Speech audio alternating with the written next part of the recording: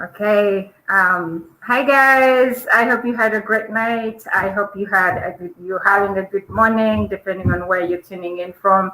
My name is Brenda Demars again. I go by Brenda Akatama on YouTube. I used to search for Brenda Demars. You'll find me there. I'm originally from Uganda, in case you're just joining in for the first time. But I live in the United States. I've lived here for quite some time now, maybe about 10 plus years. So today I'm excited. They say you can take a girl out of Africa, but you can, I don't know, you can't take the Africanism out of them, right? Hey, everybody joining in, thanks a lot. Thanks for joining in. Supreme, how are you doing? She's from Kenya. So pretty much, so today I have three handsome guys with me in the studio, and we'll be talking about culture in Africa. So if let's say you are thinking of traveling to different parts of Africa, what should you expect culture-wise? It could be the languages, it could be the dress code. The reason I came up with some of these themes, this is our second actually discussion about Africa. Our first live was last weekend, where we're talking about different places to visit in different countries in Africa. So again, Africa is not one country. I just want everybody to know. Africa is a continent. It has about 54 countries in it. And different countries in Africa have different cultures, have different, name it, like different everything. So if you see me, I tell you I'm from Uganda, do not say, oh, are you from Nigeria? No, I'm not from Nigeria. I'm from Uganda. And I probably don't even know any word in Nigerian languages. Like all these countries have different tribes, and different tribes have different languages. So Africa in general is very, very broad. I just wanted to put this out there. So for some people who might not be familiar with Africa, because we've lived out of Africa and we get these questions a lot. Whereby people assume you should know Swahili, or you should be dressing up as a Nigerian or as a Ghanaian or as a Tanzanian. So we are talking about this today, and I hope this will be helpful for somebody out there who's not aware of different things that happen in Africa. So today is just culture, nothing political, nothing anything else, but just culture. So you are all welcome. Let me introduce my friends in the studio. I have EBM Scholars. He will introduce himself just shortly. He's originally from Tanzania. Oh, we lost Arenga. I think he'll join. That's African internet for you sometimes. So he'll be joining back, I'm sure. So EBM Scholars is originally from Tanzania, but he lives in the United States. And I will not say more. Yes, he will introduce himself further with what his YouTube channel talks about mainly. But he's just a guest in my studio today. We have the Kumba guy. The Kumba guy is an amazing guy from. Let me just add Arenga back in here. So welcome back. The Kumba guy is from Zambia. He will also introduce himself and tell you guys what his YouTube channel talks about, what his videos are about. We have Arenga. Arenga is from Nigeria. He will also tell you guys what his channel talks about. But today, they're all joining me to talk about culture in Africa. So EBM, you go first. A quick introduction about yourself. Okay, yes. My name is Ernest Boniface Makurilo, and I go as EBM, and my YouTube channel I go as EBM Scholars. Originally from Tanzania, and now I live here in Missouri, United States of America. Among other things, I'm a YouTuber, and I'm doing YouTube basing on supporting people with information on how to get education scholarships to study in the US, Canada, Europe, Australia, and New Zealand. But also, I usually talk about immigration in general, different ways one person from Africa or Asia can migrate to go to another country. But most importantly, how can you be able to succeed in those countries? And also I talk about and encouraging people to write books and self-publish and post them on Amazon, Barnes and Nobles, Lulu, and other major companies. So that's more all the things I'm usually doing. Thank you, thank you. All right, thank you. I hope you guys, you can check his channel out. I'll put all the channel links in my description when we're done with this video. But they go by this exact names that you see, EBM Scholars. It's what you'll find on YouTube, so you can go ahead and check him out and his content. Maybe share with other people who are looking for scholarships, immigration statuses and stuff like that. So you find the right person to talk to. The Kumba guy, you are next in line. You are on mute, just in case. Okay, there you go. All right. Hello, everybody.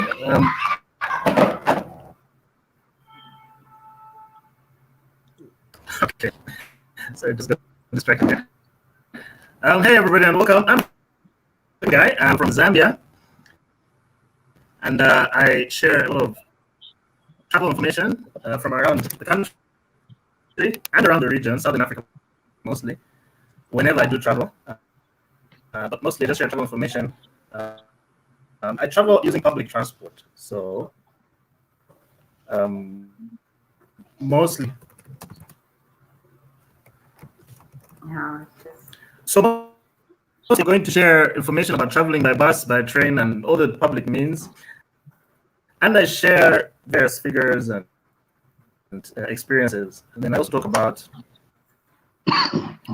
tourism and tour destinations and things like that. So if you want to travel in Zambia, I'll be here to show you where to go, what to see, and yeah, the different attractions and wonderful things you see in Zambia. We call Zambia the real Africa. So if you experience the real Africa, welcome to the Zambia. Real Africa, I love that. We'll welcome you open arms, and thank you. You're gonna have a good time. Thank you, Kumba guy. Sorry guys if you hear him breaking up. It's the internet. Maybe at one point in Africa we'll have like all this crazy Wi-Fi going around, whereby we don't have to suffer with breaking up. So yes, you can check the Kumba guy out as well. He has his own YouTube channel. You guys will find everything that you need to know about Zambia, and I can't wait to meet him very soon. Because I'll be making a trip to those countries. I'll be going to South Africa, going through Zambia, going to Malawi, going to Namibia. So I'm very excited in a couple months. So I can't wait to hook up with him. Arenga, you are next, my brother from Nigeria. Okay, it's a pleasure to be here. My name is Arenga, and my YouTube channel is called Arenga TV. I'm a travel vlogger and a YouTuber, and mostly my channel, what I do there is for you to see Africa through my videos. And apart from that, I found it deemed fit to redeem the image of Africa all over the world. Why did I say that? There was a particular year, about 8 years ago, when I traveled to the UK, and I discovered something at the airport when we landed at Heathrow.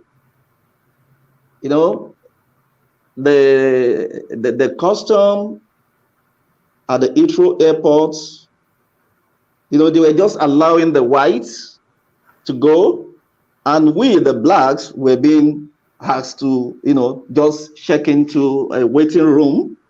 And when I got there, actually, I went for a cousin's wedding. It was in December.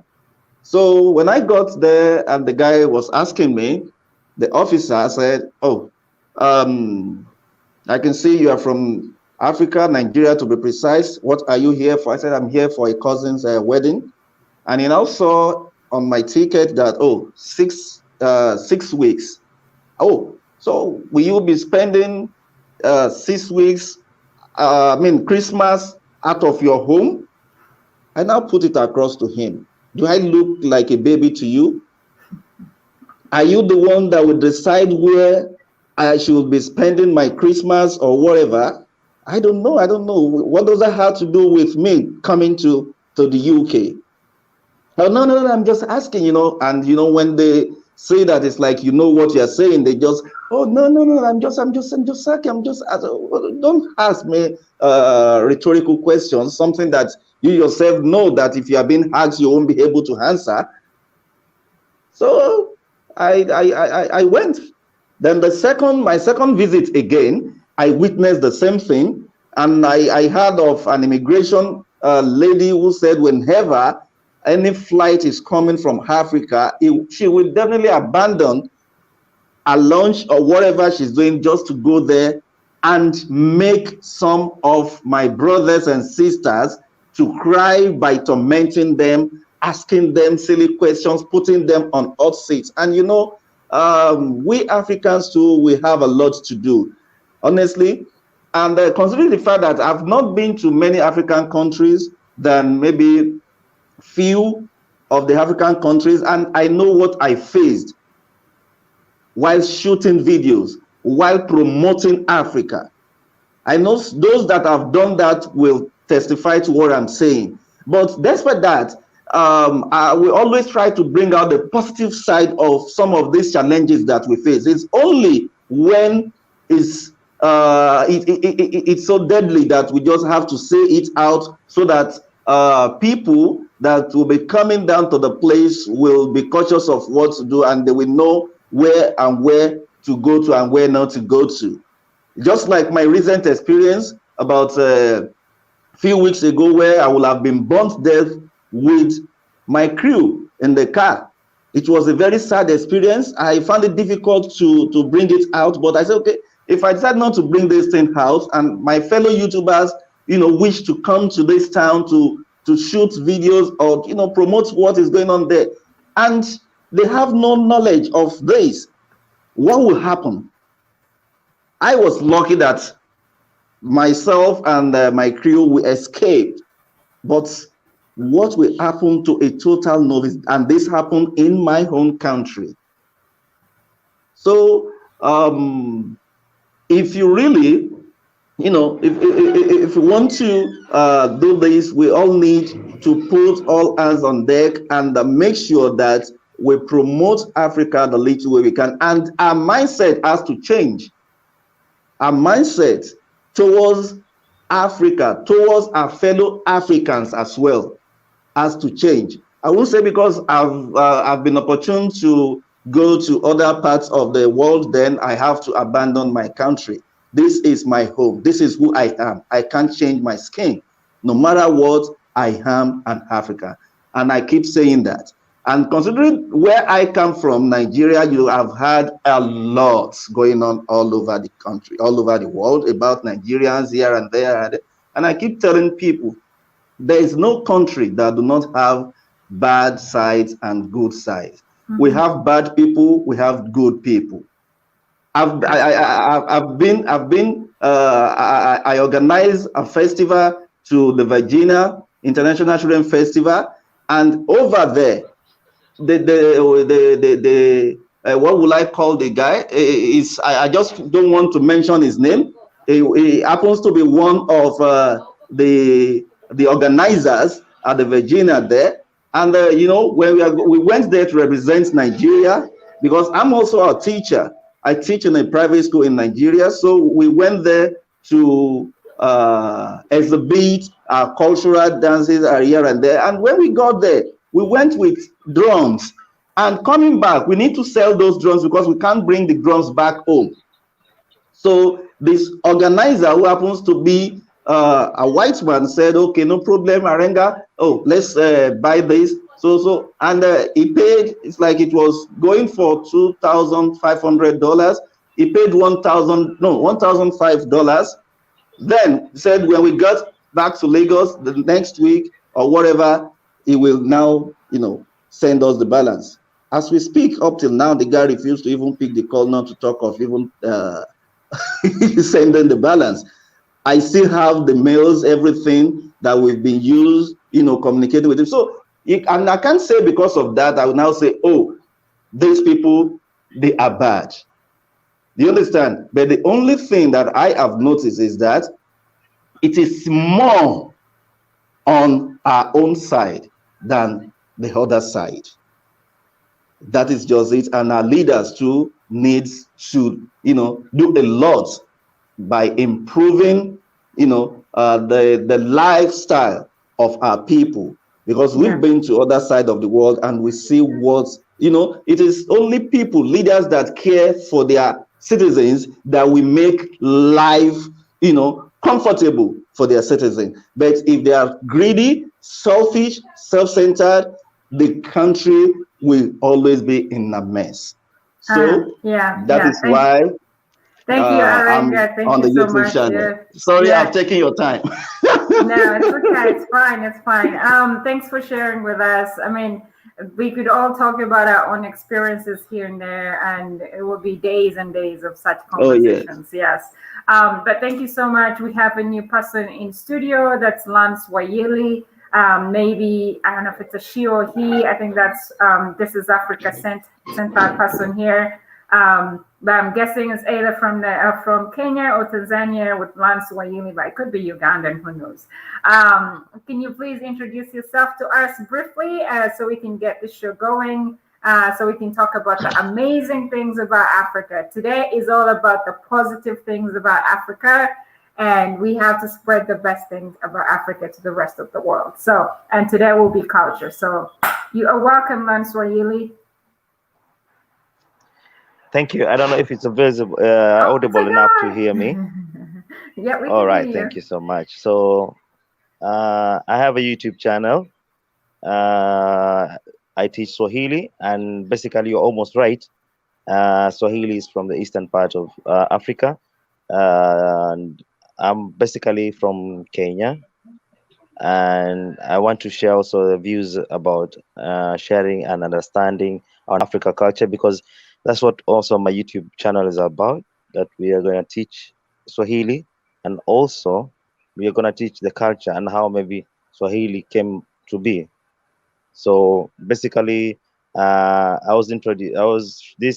live show was introduced to me by This is Africa.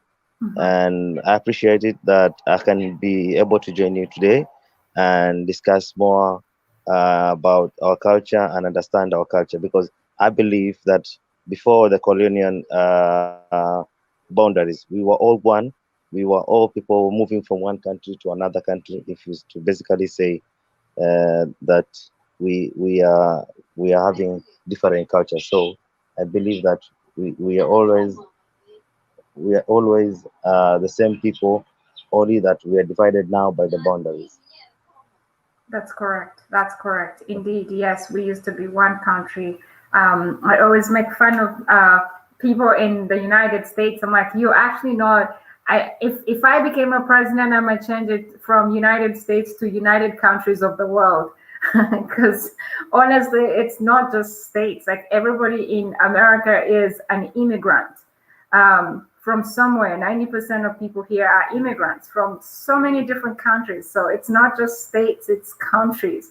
But so that's how Africa was as well. We used to be able to travel from here to there, and of course boundaries came in, and that's why we have so much diverse culture back in Africa, and that's why we're talking about this. So Kumbagai, you want to start telling us what culture exciting news are there from in Zambia? What should we expect? Like, if I'm coming to Zambia, what language should I expect? What language can I learn? What few words can I learn for survival as a tourist, let's say? Or share with us amazing stuff from Zambia.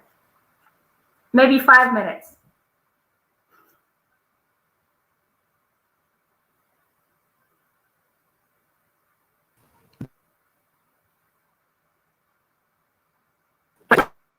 Well, I'll start with a few words, and before I get to the Zambian languages, I'll read in Swahili. I think I know Swahili. I think you say jambo. Something Jambo. like that. Jambo sana. Yes.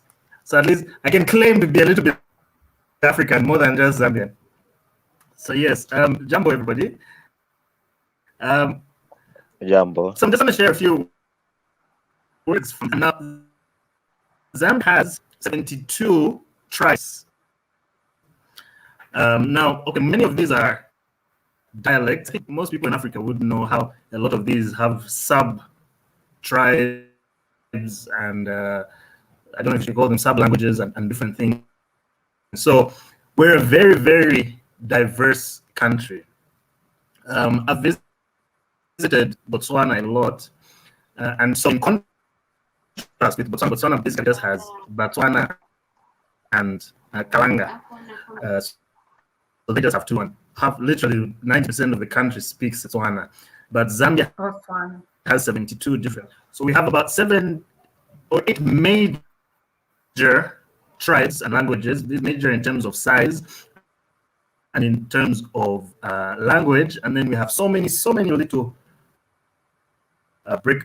dialects, not breakaways, but dialects which sub languages. So if you come to Zambia, depending on where in Zambia you are, you're gonna speak a different language.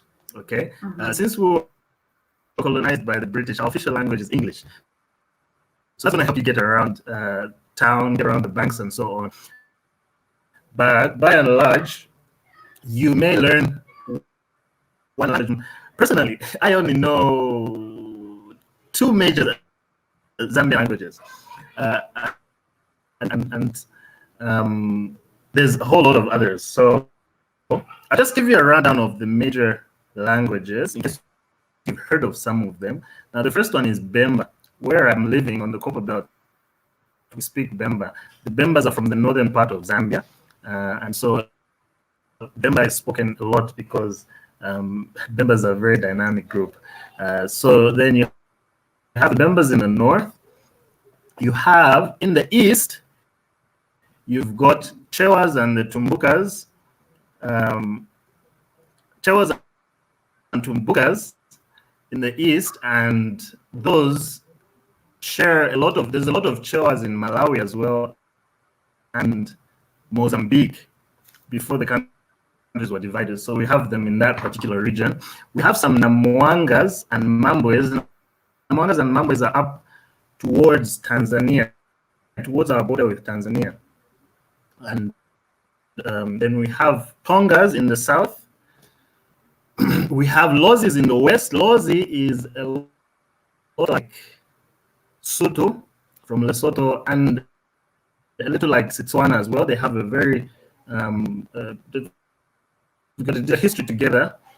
And then we have in the northwestern, we have Lundas and Luvales and Kaondes. So that's just a brief summary of those are the major tribes and the major languages you're going to find in Zambia. Now, according to history, the large majority of people in Zambia migrated from, if you know your map of Africa, Central Africa, where you have Congo DR, and so on. So we have a Luva-Lunda migration. A lot of people are Luva-Lunda. So that's why a lot of Africa has a lot of similar languages anyway. And then you have a few from the south coming in, like the Chewas and so on, and that. So I'll just speak a few words in. If you come to the Copper Belt and northern Zambia, you're going to find a lot of Bemba. If you land or if you come into Lusaka, you find a lot of Nyanja. Now, Nyanja is a corruption, if I should say, of Chewa. It's not an official tribe, it's just a language. It's a town version of Chewa. Chewa is an original language, which you find even in Malawi, commonly spoken right now, and so on. So you find Chewa, which is, so when you come to Lusaka, you're going to find Nyanja. And to greet in Nyanja, we say Mulibwanji. Okay, Mulibwanji. And to respond, you say Buino. That is fine. Okay? We know. Well, that sounds like another language that I know. We know. I think it's similar to Rwandese also. Okay. It's Rwandese. We know. Yeah, Rwandese, yeah. And Asa, we know, which is similar. We know in Nyanja, in Bemba. So when you come here, Mulishani or Mulibwanji, and you'll be fine. Or you can say Buino if you're fine. Buino. Okay. I don't know what other words to teach. I think that's good. Yeah. So that's I think food. that's good. Everybody needs to be fed. So if you're good, yeah. Yeah.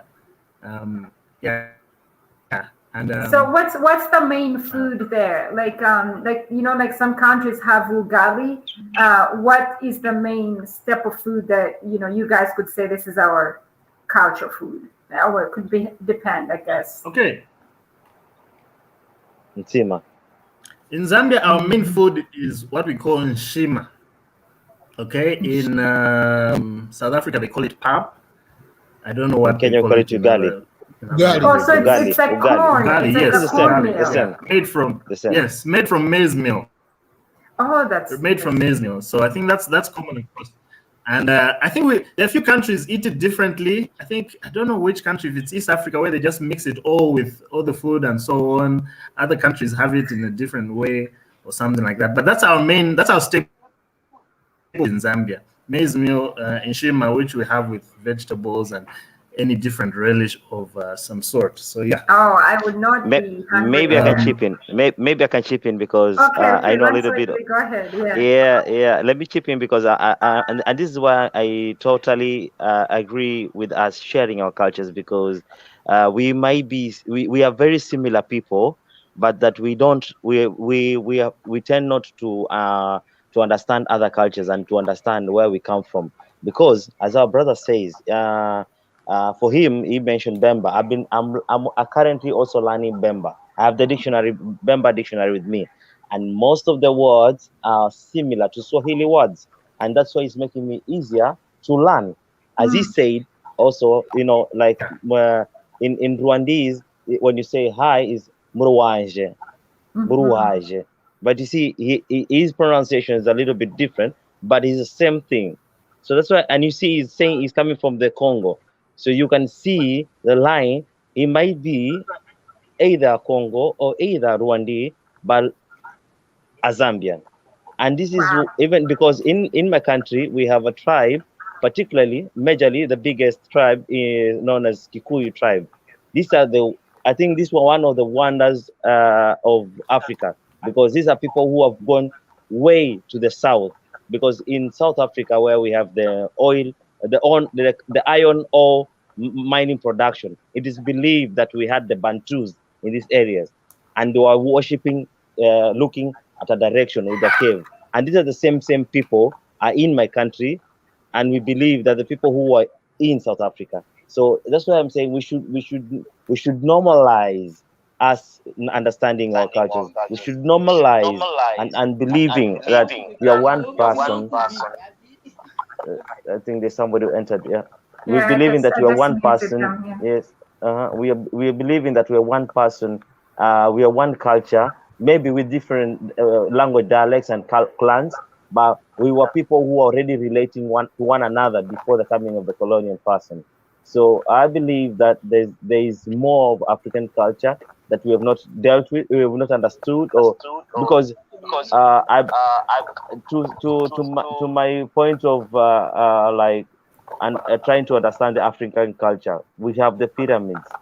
Who are the owners of the pyramids? Who are the builders of the pyramids?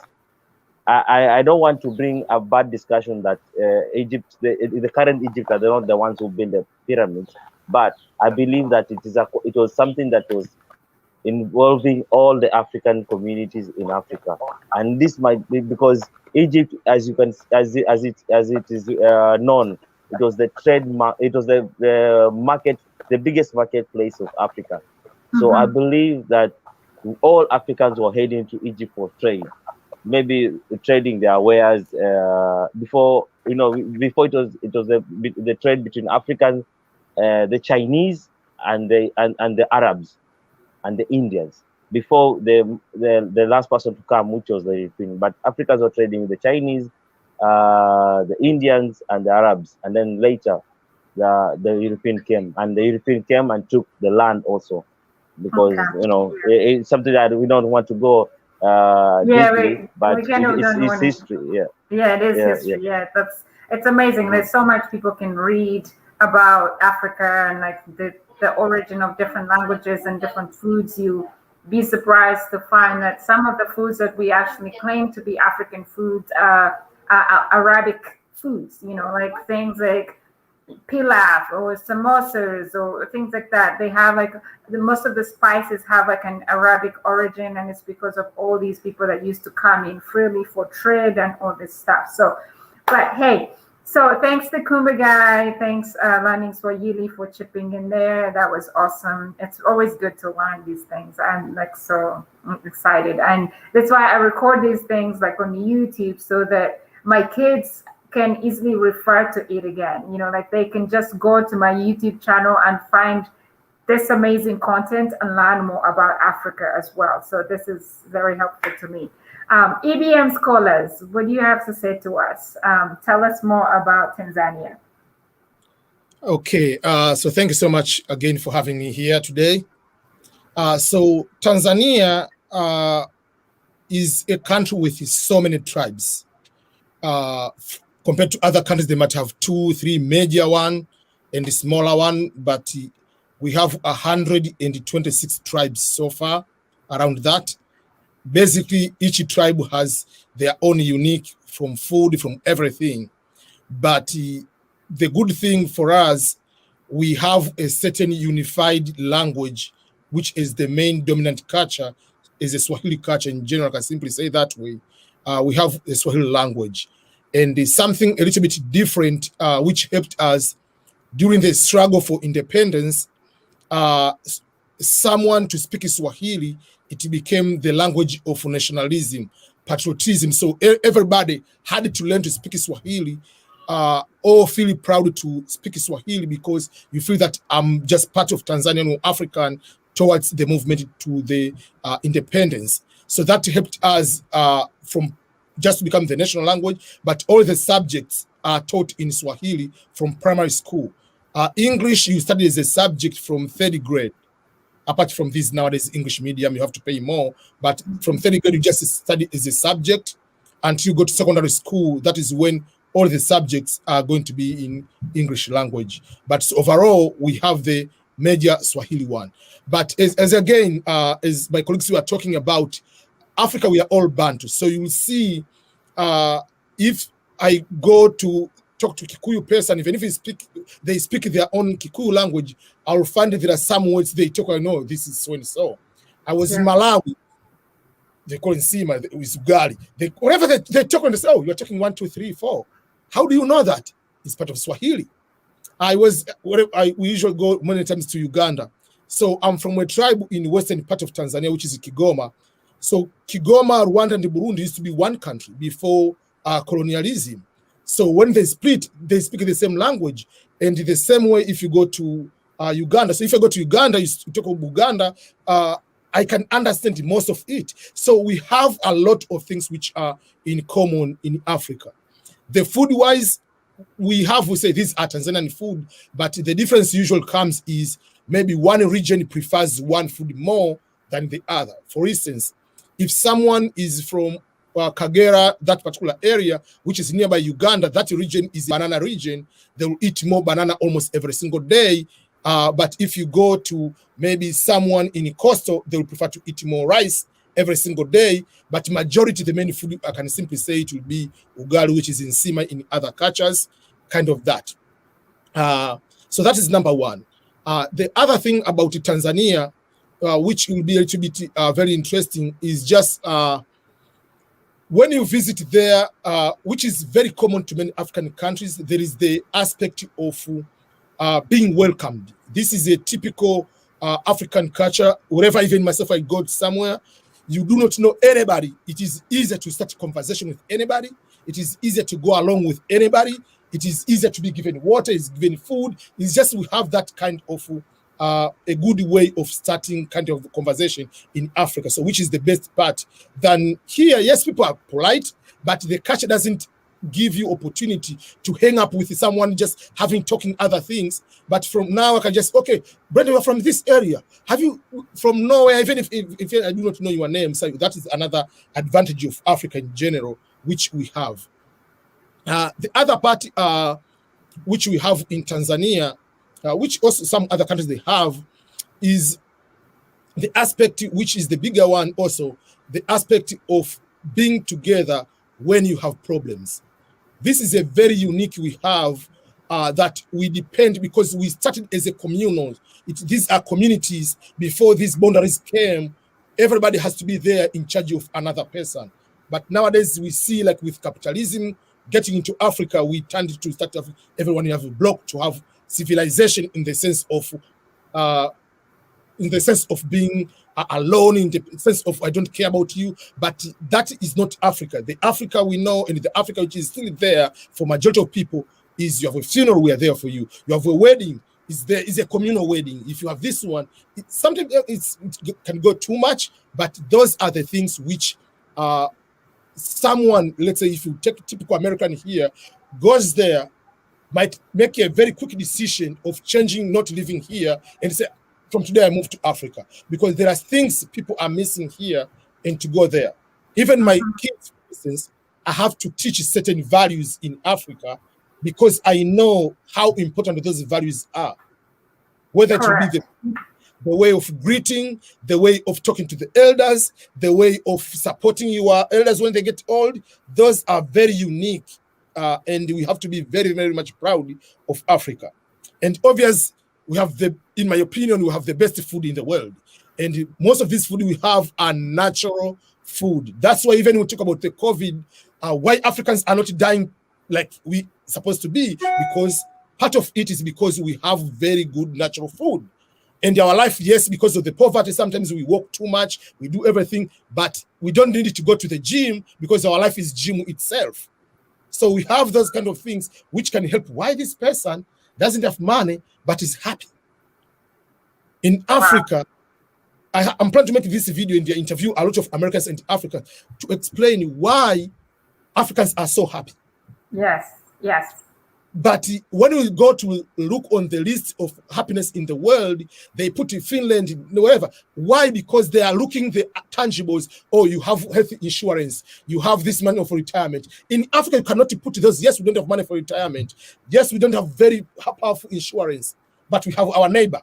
We have our uncle. I don't have the money for the babysitter, but my sister will come here. I have a maid. So we have to have different measures of happiness. For me, these Western countries is very difficult for someone to be happy. I can get $8,000, $10,000 per month. I live in America and not be happy, but I can make $500 per month in Africa. I can be happy. So the uniqueness of Africa, number one, is happiness. Number two is togetherness, and to be there for happiness.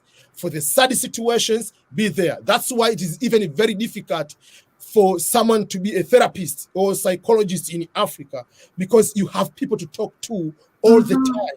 But here you cannot discuss your issues with your friend or your neighbors. You have to go to someone to listen to you. But in Africa, we have those kind of things. So the future is Africa. The only thing we need to do is just, like I usually want to see a lot of YouTubers in Africa.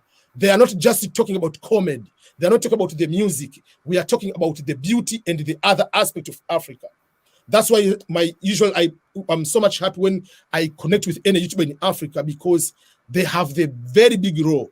The TVs, this one, their news, they don't have bigger segment. They are not in the social media. But YouTubers in social media, in Instagram, you put your clip there, they are very, very important. That's why if you look on my social media, you cannot find a photo of me standing in front of the Walmart, because that's not America. I'm going to create the same body mentality. Like if more people go there, I don't blame them, because if you are American, you don't go and take a big, nice picture in front of the Holiday Inn hotel in Uganda. Why? Because that is normal. So they will say, oh, this is a very nice rural area, but so why are you showing poverty? And for us, if you come here, we see a rat, we don't take a picture of a rat. You say, oh, rat is normal. We take a picture of nice building. So we are, both Africans, we are blaming ourselves to put a bad notion about America, that everything is so beautiful. So for me, from the first year I've been in America, I changed that perspective. When I take a picture, yes, I can take a picture of the family, but you will not find the picture like, oh, I'm having a good time, I'm having my nice car. No, I don't do that, because it going to continue to be a bad narrative that where I came from is bad and where we are is good, which is not true. Each country, as the Kumba guy said, each country has good side and each country has a bad side. So that is what I want to contribute about it. And even before I finish, when I wrote this book about my life, I said from shithole to Trumpland. People get confused with the title. But if Oh, we read the Trumpland, yeah. Yeah, so if I want to read just the quote at the back to see what I mean. It says as follows: there is no perfect family. We have no perfect parents. We are not perfect. Do not get married to a perfect person. Neither do we have perfect children. We have complaints about each other. We are disappointed by one another. Therefore, there is no healthy marriage or healthy family without the exercise of forgiveness. That was quotation from Pope Francis. I added something on that and said, we don't have the perfect country as we don't have the perfect family. All countries have their own disappointments, stresses, and frustrations. It doesn't matter which country on earth you live, whether be it the United States, Canada, Tanzania, Kenya, Norway, China, Sweden, DRC. There are good and bad sides. We all have the aspect of shitholes. We are all from shitholes. I moved from one shithole to another shithole. I moved from Tanzania to the United States of America. End of quote. So everything is good and bad. But in the end, if you talk about the culture, if you talk about everything, Africa has the best to offer. Than now we want to live in America. We do everything like this way. But there are so many things which are good in Africa. People have to know and appreciate them. Sometimes what I do to people is to travel, to learn from others. It's very difficult to see sometimes the best part of your country if you are inside your country. As Newton says, it's very difficult sometimes to push the car while you are inside the car. If you travel to Kenya, you go to Uganda, you can see Kenya from outside. Oh, we have these opportunities. Why a Chinese come, one Chinese comes from China and see the value of what is there in Nairobi, what is there in Dar es Salaam, what is there in Kampala, what is there in all other countries, and they come and they succeed. But for us, we don't see those opportunities. Why? Because sometimes we get used to sit in our comfort zone and not to try to find what is outside. But even if you don't travel mentally. Start learning from YouTube, start learning from books. If you want to raise chicken, what are Chinese doing the best way? What are the other things? And then build on your own. But we should not just copy and paste everything from Westerners and assume it is the development, and that means is happiness. No, it's not true. Thank you. You are very, very correct. Wow. EBM, you're a professor for a reason, dude. Like, I don't know how much I can even add on. That is like absolutely amazing. Great words there. That was brilliant. That was brilliant. We can end the live stream now. Yeah, like this is amazing. This is like honestly amazing. We have to have these discussions every week. You are all hired. I'll send you one chocolate. Oh my gosh, that was great. Thanks so much for sharing that. And it's what we need to tell the world. It's the Africa we need to spread to the rest of the world. You know, everybody's in a shithole somewhere. Everybody's in, you know, like, so there's no, you're not dominant to anybody. You know, people are happy in different categories, in different situations. You'll be surprised. Like, money does not buy happiness. And so nothing really. So I always love how Africans are just happy people in general, even in their poverty, no shoes. The kid is like busy dancing and the joy on their face. You couldn't even trade that happiness on their faces. Like, you can put on your MK shoes and you are as sad as I don't know, as anything. So thanks so much. I want to welcome Teresa. Teresa, thanks for joining us. I think you came in from Arenga. Arenga, thanks for spreading the word there. So we have Teresa. If you want to say hi to us real quickly, introduce yourself to us, what your channel talks about, and then we will keep going around. So I want to give Len Swahili the next opportunity to tell us more about things that we need to know about maybe African culture or in general culture in Kenya. So and I know it's all almost the same, but Teresa, you have the floor here to say hello to us. You can unmute yourself. I think you're on mute. Teresa, are you there? She's still Okay. on mute. Yeah, So, she's still on mute. Yeah. I think we She's just still on mute. I think so. yeah. All right. Let's go to Lan Swahili. So when she comes in, then we'll give her the opportunity. I just want us to keep moving here. So Lan Swahili, tell us your real names first of all. So I don't want to keep calling you Len people. Swahili. Yeah. Yeah. You can. Yeah. Briefly, please. It's been Yes. amazing. It's been amazing what my brother shared from Tanzania. I share a lot about what he said. I concur with him. My real names are Benson Langat. Okay. I come from one of the tribes in Kenya. Basically, we are along the Rift Valley. But I was not raised and born in this particular region. I was born and raised in the coastal area, and hence so my deep association with Swahili language and the culture is very phenomenal with me. And Kenya also has many tribes, not many as Tanzania. We about 44 at the moment because they keep on adding many tribes in our language because we have the people who came from Mozambique. They were just granted ownership to be part of the Kenyan culture. And recently, we also have the Shona community, which was also accepted. We have the Indian community, which was accepted because we believe in living as unity. We believe Kenya is one of the countries. I know my brother from Tanzania will concur with me. Kenya believe that when we are one, then we are stronger, and hence that's why we have the East Africa with harmony with our neighbors, and also we believe in living a peaceful coexistence with the rest of our brothers because when Somalia had a problem, also Kenya went in, and this is the nature that you will find with most Kenyans. Yes, for us Tanzanians, we'll say we are a little bit aggressive in terms of going for business or going for whatever we want. We look aggressive, but we're not loud like the West Africans. We're quiet people, but we are a bit Don't offend the a little Renga bit now. aggressive on what we want. Don't offend the They stand on their. Renga. Yeah, no. No, I'm not offending anyone. I'm just sharing what you'll experience in Kenya, and which might be different from somebody who is from West Africa. But it's what we are. So we are currently, I think, about 44 tribes. We now live with the Shona community as part of a Kenyan tribe.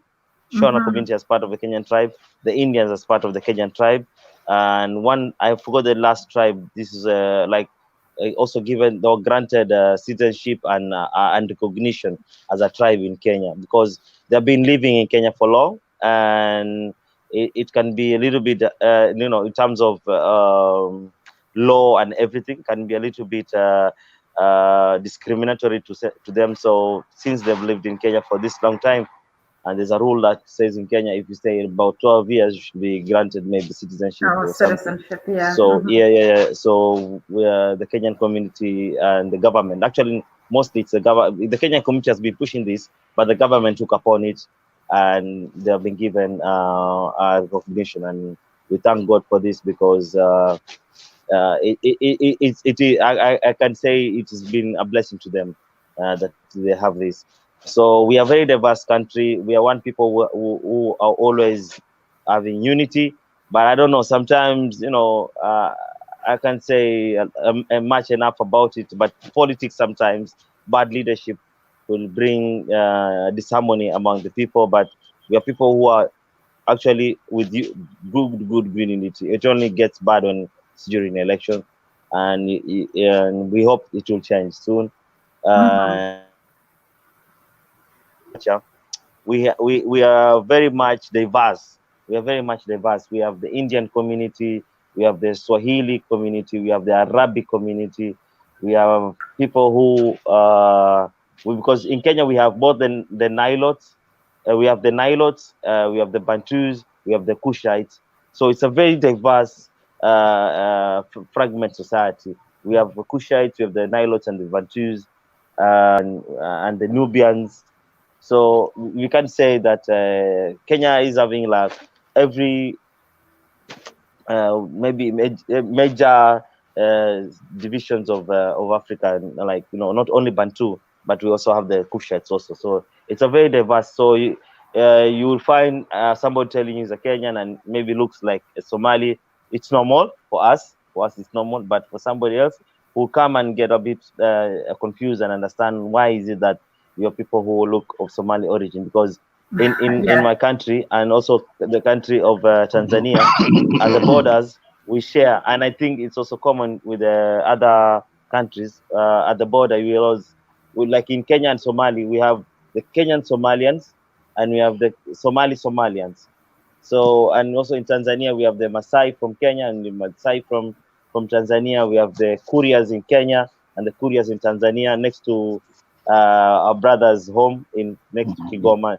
We see the similarities. Also the same as Uganda. We share the same. We have Luyas who are in Kenyans and Luyas who are from Uganda.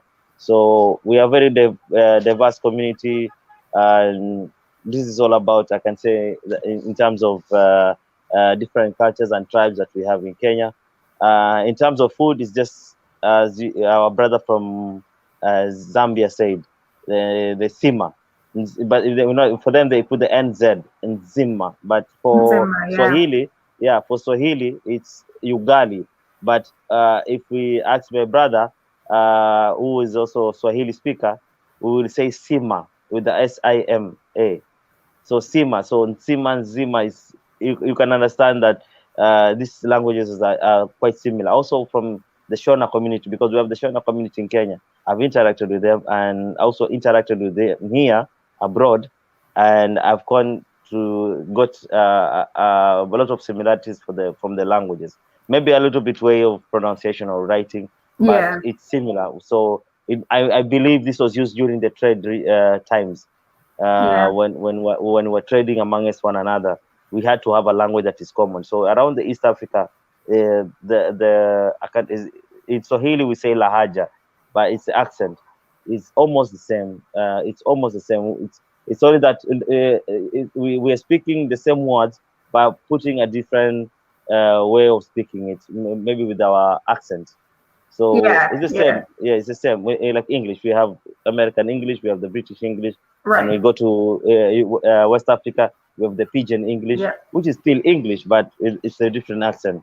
And this is a phenomena that is always occurring when people are living close to one another, and also respecting and believing they are wanting to speak and to be recognized as the way they want to be recognized.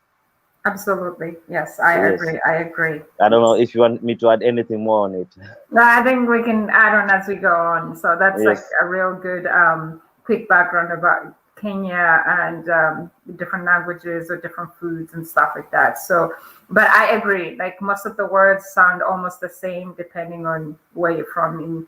Like I would say, there's a time, my best friend is Namibian. So one time I was visiting her, this is like a funny quick story. I was visiting them, and I told her, I was like Ninkukunda, Ninkukunda in my language, in Ugandan language, it means I love you. Like how you can tell your friend I love them. And then her dad was sitting there and he was like, what did you just say? So Ninkukunda means like, it's like having a thing with somebody, like, so the poor guy was like about to die. He's like, are you guys lesbians? Like, what's going on here? So, but it's funny how, sometimes you have to be careful, even with like African words, like they add the same words, but different meanings. So it's always, that was interesting to me. So I only joke with her. I tell her Ninkukunda, she's like, yeah, my dad is used to you now. So, we're not having sex. So, all right. So we're going to go ahead and get Oringa. Oringa, you are frozen. Okay. Can you hear me? Yeah, we can hear you. Okay, good. Yes. Okay. First of all, let me tell you, it's like we all know, for the benefit of those that are just hearing for the first time, Nigeria, we are of about 200 million population, and we have about 500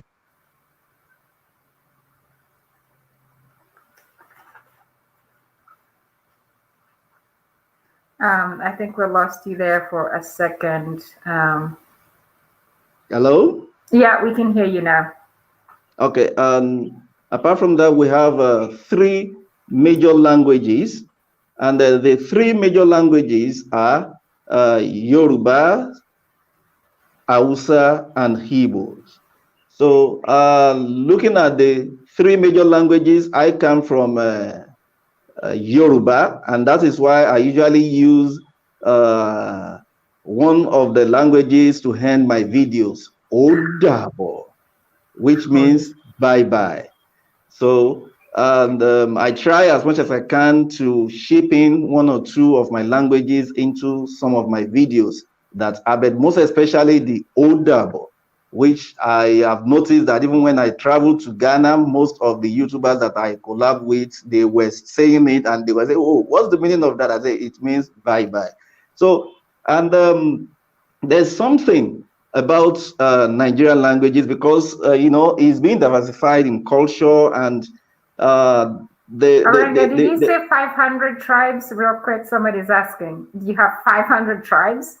527 languages. Oh my God. Wow. Yes. I just learned something new. OMG. Wow. 527 languages, and we have about 1,115 ethnic groups in Nigeria. So, and that's to tell you how big Nigeria is. But there's a common language. Even if you do not go to school, if you do not even pass through school, you need to understand so that anywhere you are in Nigeria, you should be able to communicate with that. And that is the Pidgin English. Okay. So that's the common. Okay. Yes, yes. So the official language in Nigeria is English language. Okay. But for those of us, and for the grassroots, for people who do not go to school, at least this is something that no matter what, you should be able to say something in common, in general, that wherever you go to, people will be able to understand whatever you are trying to say to them. So, which is Pidgin language. And because, you know, we have, look at what I'm talking about 527 languages, and you want to go to any other, any tribe or ethnic group to, you know, do anything there, and, you know, you find it difficult. But most people all over Nigeria try as much as they can to learn that Pidgin language. And it's not something difficult. It's very simple, and it just comes like that. It's something that they believe that everybody, and even if you don't know how to read or write, you should be able to say that out. So that is the common language. And looking at it, to me, because Nigeria, the government have tried as much as can to make sure that lessons are being taught in all these various ethnic languages that we do have in the country. But due to some certain reason, we have to fall back to English language, which happens to be the national language.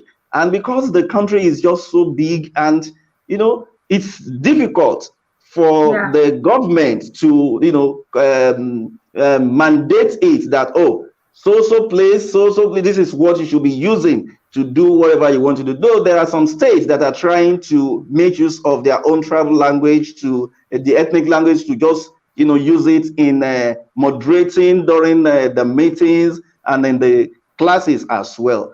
So I remember when I was growing up in Lagos, I remember in those days, they usually use my own native language, which is Yoruba, to teach us mathematics. They use it to teach us English language and other subjects as well. And then we do understand, and we understood whatever, you know, they've taught us. But nowadays, it's English language.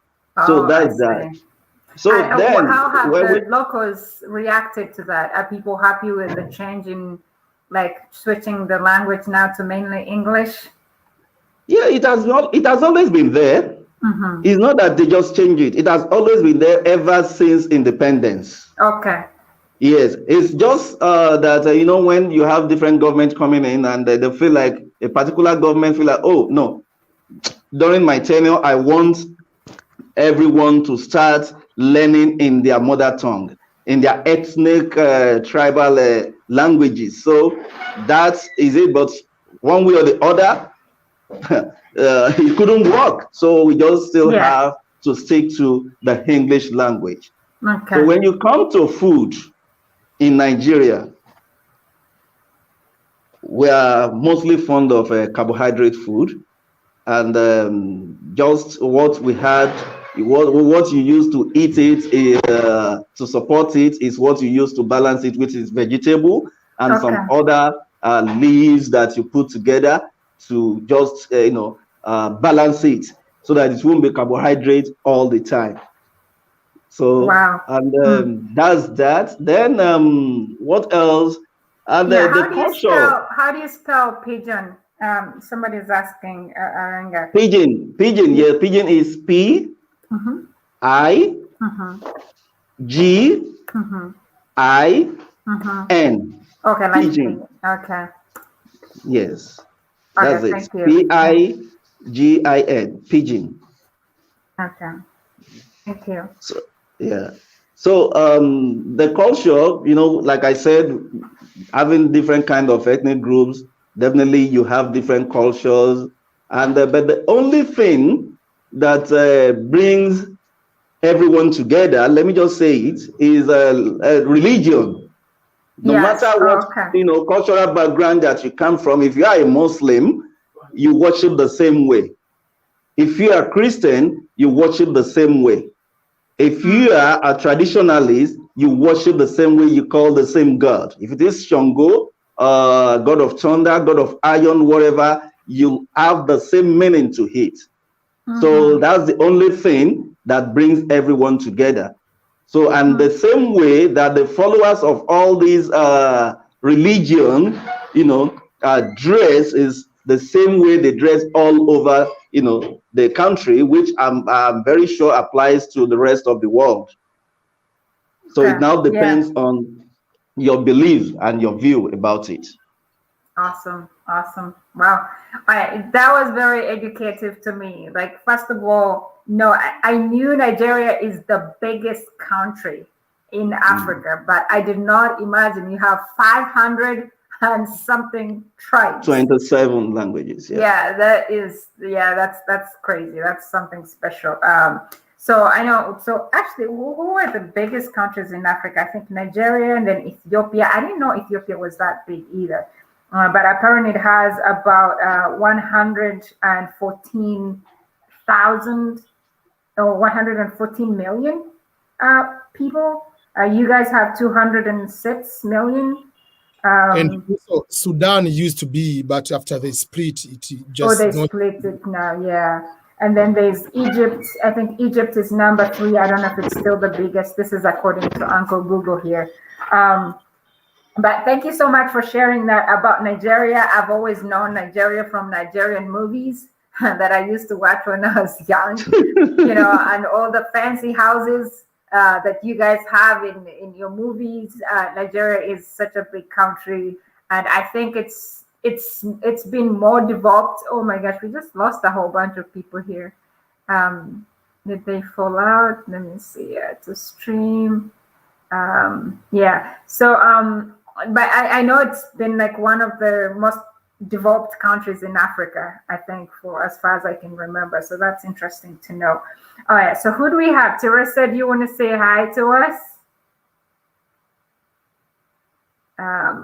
She's still on mute. Oh, there you are. Hello, you're welcome. Afternoon. You're welcome. Good afternoon, everybody. My name is Teresa. Good afternoon. I hope you can hear me. Yeah, we can hear you. We can hear you. Okay, my name is Teresa. I'm based in Nigeria. So I was invited to Arenga TV Okay. So on my channel, so we do something related. I promote Nigeria, but for now, where I stay, basically is where I try to promote, which is one of the states in Kwara State, and Nigeria is called Kwara State. So I show my viewers, my subscribers around, and most times I travel to other states to most of the tourist attractions we have in the country. So that's basically what I do on my channel. Oh yeah, that's great. How has it been for you so far? Are you learning different things about your own country, different cultures in your own country? What can you share with us? Yes, I've been learning a lot. Most times when I go out, I learn new things. Maybe the mode of dressing, how they dress in that particular place, the kind of food they eat, and most times the language they speak to. That's interesting. All right. Thank you so much. We're so glad to have you here. And we'll definitely check out your YouTube channel as well. All these guys that you see on the panel are YouTube, content creators. So thank you guys again for joining us. Let me see. I have somebody that I can add in real quick. I need to mute somebody. Hey, we have African Natural Hair Corner here in studio. Please say hi to us quickly, and I don't know where she is. All right, we're already like an hour plus. I want to thank everybody for joining us. I think this was great. So I can't forget to talk about Uganda. Of course, I'm the host today, and I represented Uganda. Let me see, where's my flag? Yeah, there she is. Oh, is it that way? Oh, somewhere, So that's Uganda. And you have the crane, those are our colors. So this is not a German flag, it's a Ugandan flag.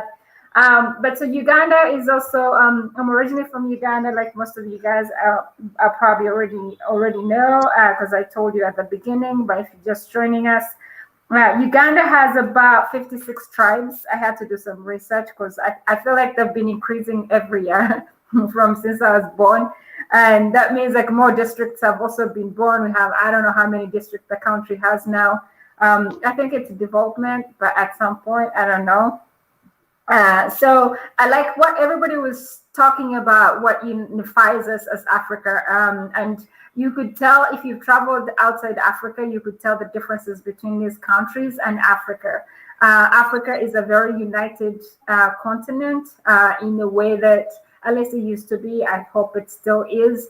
But people react so quickly to a fellow African when they see them on the street. It's one thing that I found here, like being in the United States, you find another African person walking around, you will see them looking at you. They're like, I know you're from Africa, and then sometimes they'll say hello, you're like, hi. And then the next question will be, where in Africa are you from? So that's how it's something that we were brought up with, back like the African culture in us, like it still travels with us. It's different from like, let's say Americans. Like Americans, everybody minds their own business in a way. I think that's their culture as well, if they have a culture. But like they're not easy to like just approach another person. Maybe they do that when they're in different countries. Who knows? Maybe when they travel to Africa, if they find another Muzungu, they easily say, hi Muzungu. I don't know. Yes. So I should be asking my husband because he lived in Uganda for some time, if that's how but I feel like even there, like they'll all like mind their own businesses, but that's something different between us as Africans and the other people in the world. So at least like for Americans, that's what I can talk about. Maybe the other countries have different cultures and they behave differently. So Uganda has about 56 tribes. So all tribes speak different languages. The main language you find, like once you land in Uganda like this, in the city will be Luganda. So Luganda, you have to know things like Debale, means thank you. Oliotia, meaning how are you? So that's like the central part is Buganda. So that's the main language there. The local language you'll hear anyways. But Otherwise, Uganda is a British colony, so they teach English in like from childhood. So you learn English as a language. They've also, just like another person said, they started teaching things like Luganda in schools, things like Swahili. I took Swahili classes for 4 years in my high school.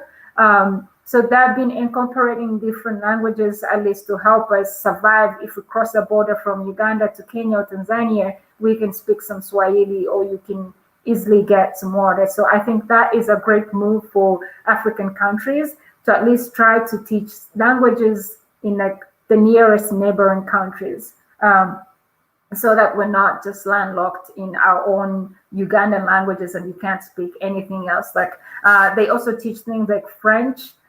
So because Rwanda speaks French for the most part, so at least you're able to communicate. If you just cross over to Rwanda, you're able to speak some French. So, but other than that, so the main tribes there are Baganda. So Baganda, that's like the central part of the country. I think it's the biggest tribe. And then you have Banyankole, so that's in the western part of Uganda. You have Bachiga, that's like south and west part of Uganda. You have Basoga, that's as you're going to the east part of Uganda now. Then of course you have like Acholi, that's in the north. There's so many. You have Batoro, that's western part. There's like Bagwere. So and then like, you know, tribes spread out. So languages start spreading out as well. So, but the main ones you find is like, if you just arrive in Uganda, it's like the dominant tribes are Baganda, Basoga, Bachiga, Banyankole. So about those people. And then of course the Acholis in the north, because that's also a very dominant big group there. Yeah, so that's pretty much like about Uganda. The main food in Uganda is matoke. Matoke is like the green plantain. It's not really the plantain. Plantain is like ganja or these other things that normally from the Caribbean, but it's green bananas that people steam, and then you make like a solid meal that you can enjoy with some stew or some other gravies on the side. But also one of the other main foods is posho. Posho is cornmeal, is ugali, is what was the language? What was the word in Zambian? How do you call that?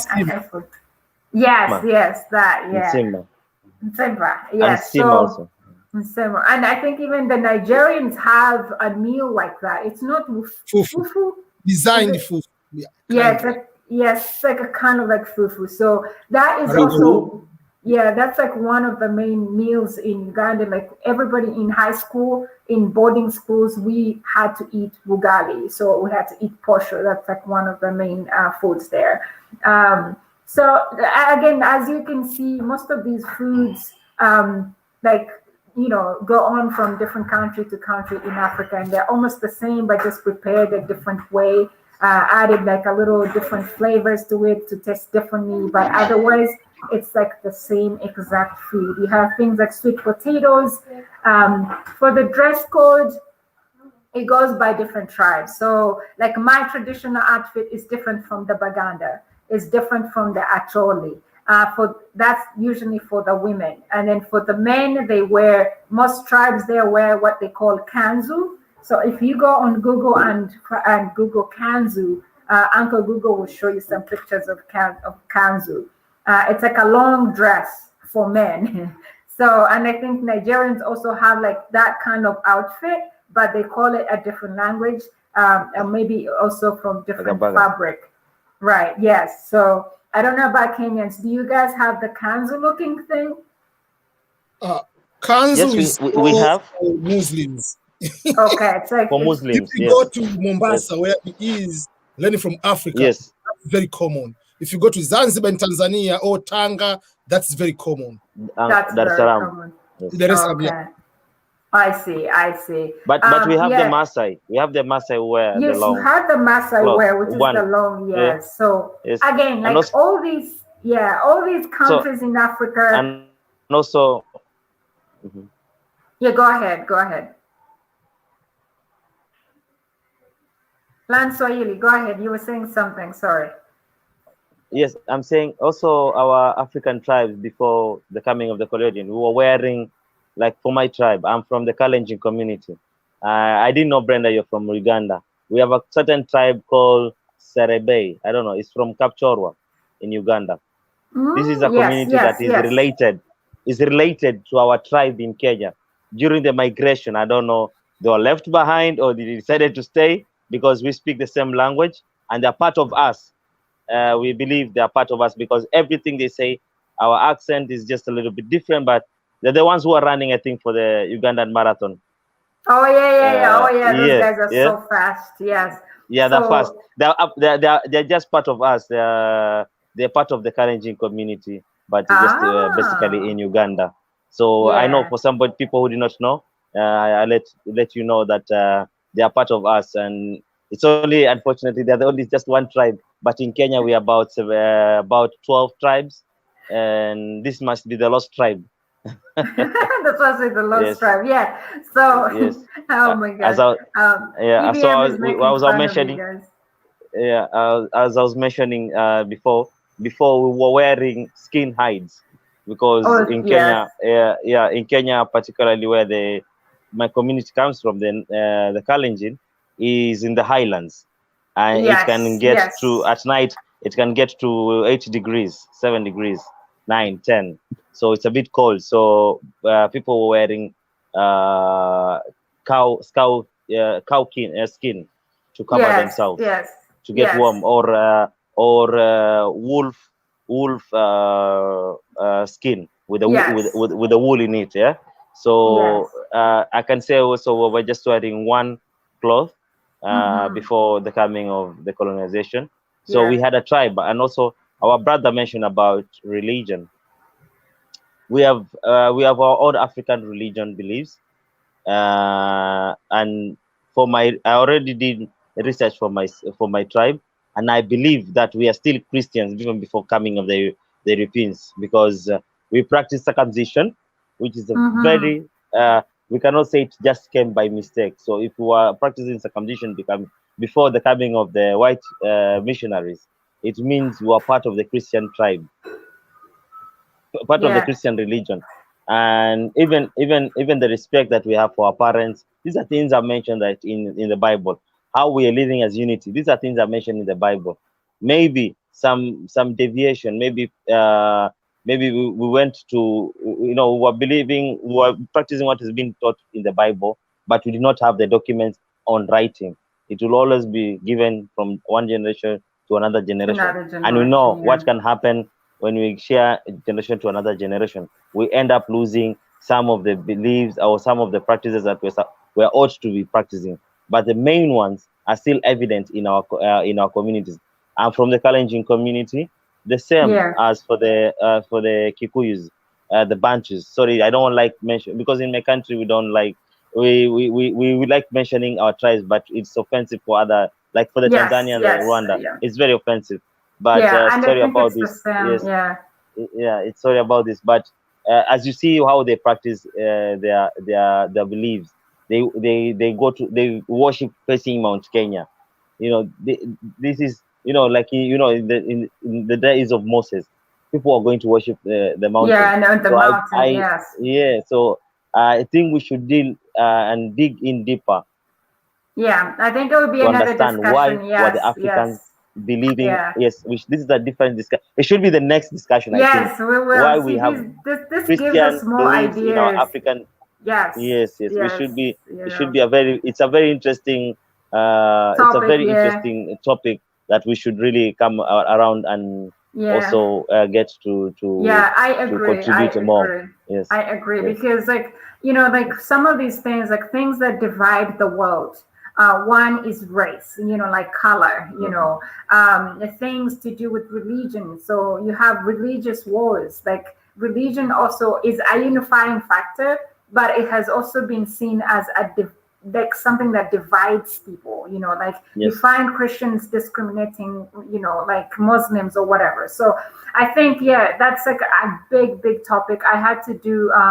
I remember my first job, I worked with an interfaith group in the US, and it was trying to unify different religions. So we would go to different communities of like Muslims and Christians and whichever, like Buddhism, so the organization that I was working with was trying to unify, to make sure that all these religions, you might believe in Allah, you might believe in God, but it's one person. You can be one. So it's a huge topic. Yes, religion. Yes, like going back. So pretty much that's the thing about Uganda, and it's also a very welcoming country. The moment you land there will always be somebody to help you out. If not, of course, you find, like any other country, you'll find people who are willing to say hello, point you to where you want to go. They will be able to guide you. And of course, you find some thieves. I think this is not just a Ugandan thing. If they realize you're new here, they might run out with your pocket money somehow. But this even happens here in the United States. You go to New York, you're not steady, somebody runs over with your handbag. So it's a general thing with big cities. So I cannot say that's like a thing that if you're planning to go to Africa, you should be worried about that much. It happens everywhere in the world. So that's pretty much about it. Like different cultures, yes, we have different dress codes. If you just Google like what Banyankole wear, you'll see like different outfits. I had brought up some pictures, but we don't really have time, and I don't want to share a screen because I know it kills like people's resolutions, especially when you guys were in Africa. So I'd like to welcome African Natural Hair. She's originally from Rwanda. So if you can tell us, but she grew up in Uganda, so that's the funny part. I don't know what she's going to tell us about. Is it Rwanda or is it Uganda? So, and now she's in Connecticut. So I think Connecticut or Massachusetts, one of those. So, but tell us briefly what you would like the people like us to know about Rwanda, Rwanda's culture, Rwanda's main foods, just in like maybe 5 minutes so we can close this. I didn't want it to go too long. Let me unmute you. You can unmute yourself. Oh, look who's here. Oh. Hi everyone. Thank you so much, Brenda, for this opportunity. My name is Mary, but I'm using African Natural Hair Corner because it's the YouTube channel that I'm currently working on. Go. So like Brenda said, I was born and raised in Uganda. So much of the things that she was talking about, I know a lot. And I have like background information about it. Sorry, I'm just leaving. I'm going upstairs because the kids are making a lot of noise down here. So I have to go. Yeah, so I grew up in Uganda, but I'm from Rwanda. So I stayed, of course, I know both sides, either from Uganda, I know a lot of things that Brenda was talking about, but I also know Rwandan culture because I'm Rwandan.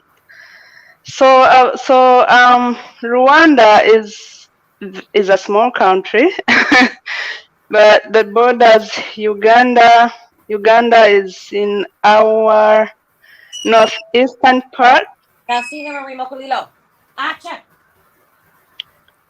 And Tanzania in the east,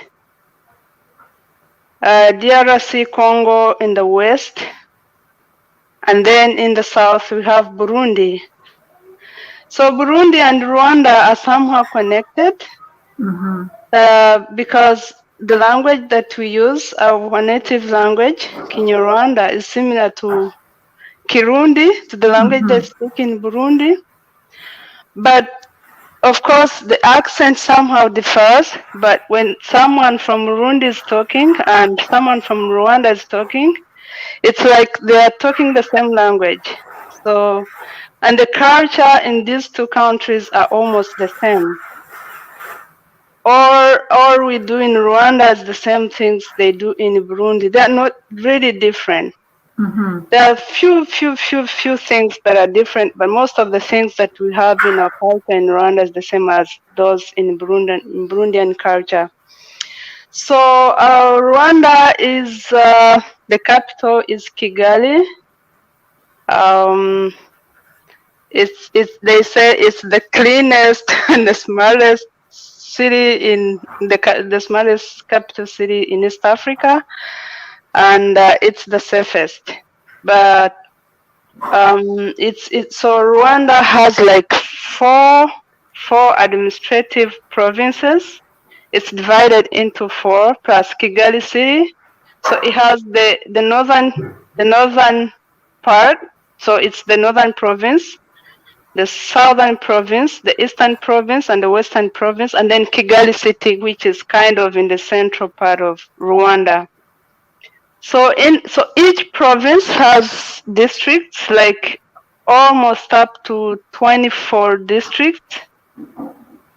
But the districts don't like do a lot, but like most of the administrative units is considered at the province level, and then Kigali city.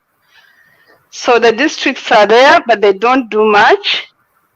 Like a lot of work, like a lot of political work, administrative work is done by the province at the province level.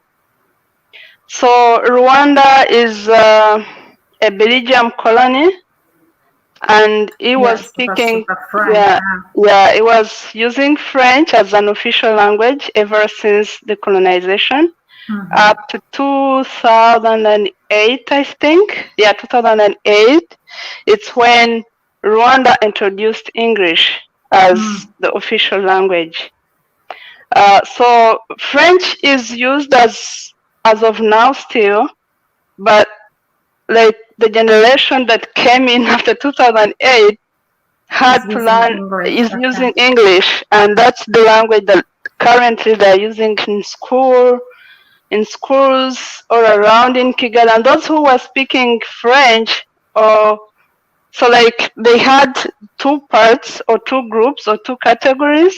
One was like Anglophone, those that speak French, and Francophone, those that were using French. Yeah. But now French is still used. If you know French, it's not like you cannot go to Rwanda and speak French today. You can still speak French, but there used to be a problem, like going to Rwanda, you'd have like English was not there that much. It was hard. Like all my friends, it would be hard for me to communicate with them because they could all speak either Kinyarwanda or French. Yeah. So, but I'm glad now there's this English to connect us to. Yeah. Yeah, and people who used to speak French found it like I wouldn't say it was easy for them, but they easily changed from French to English, much as they're still struggling. But compared to people who used to speak English, changing from English to French, it was very, very difficult. Yeah, I think French is a difficult language. I don't know. So what is like? Do you guys have like different tribes per se? Like Uganda has 56 tribes. Like other countries have different tribes. How many tribes does Rwanda have? Rwanda has only one tribe. I wouldn't. So the tribes that people use, the tribes like Land Swahili talked about, that it's offensive in Rwanda. I don't know how I would describe this, but these were like Rwandan local tribes. Like they wouldn't really qualify to be tribes as the tribes in Kenya or in Uganda. It is Rwandese or Rwandans, but divided into 3 tribes, and those are the tribes. Those tribes were they were classified. They don't even call them tribes. They call them classes. Okay, I see. Yeah, so they call them classes, and so those classes are the ones that actually led to the genocide.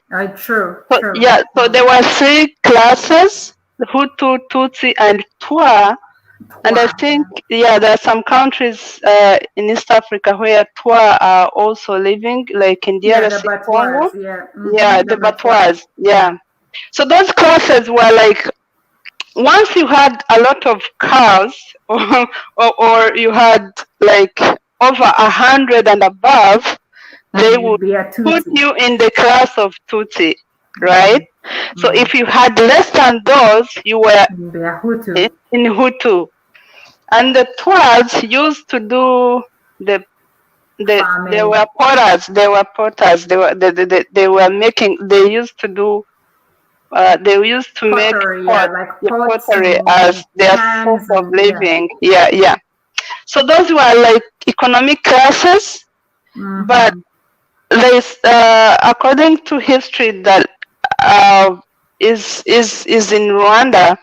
Those classes were used by the colonialists Yes. to divide the Rwandan community.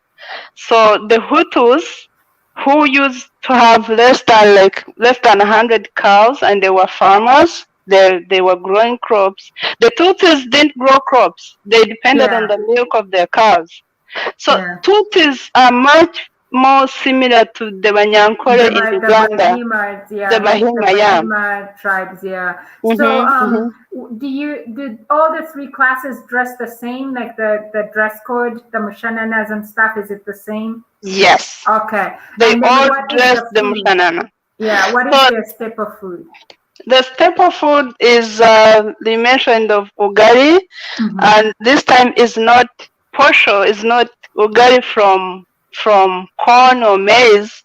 It's cassava ugali. Ooh, okay. So that's also common in Tanzania, I think. And Burundi and Congo. Yeah. Yes. And good. yeah, very good. It's somehow sticky. And common also in Kenyan coast. Yes, on the Kenyan coast too. Yes. Yes. And then they do that with the isombe. So it's kind of like we eat cassava. So isombe is cassava leaves. Yes. Yeah. Cassava leaves mixed with beef. Some meat or gin nuts. Sometimes. Yeah, and gin nuts and beef. That's interesting. So that's the staple food. Nice. I think next time we are going to do, we're going to showcase different countries' foods. So like everybody will have pictures where we can show like different meals, and maybe we have like an amazing guy who I would love to invite next time, Eating the African Way. You guys can check him out. His name is Nicholas. He does like all these meals in Uganda, like traditional local meals. So he does videos about those. So we can like definitely showcase our foods and show people what we're talking about and things like that.